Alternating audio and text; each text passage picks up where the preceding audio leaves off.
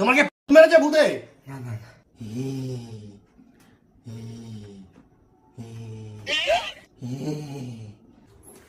তুমি বাইরে বসে আছো ঠান্ডার মধ্যে? আরে ভাই ঘরের মধ্যে প্ল্যান সেট করছে। প্ল্যান সেট করছে? হ্যাঁ।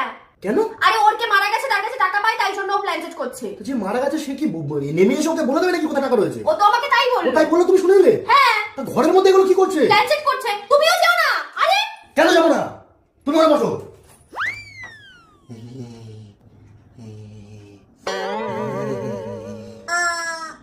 এই মাসি ছেলে,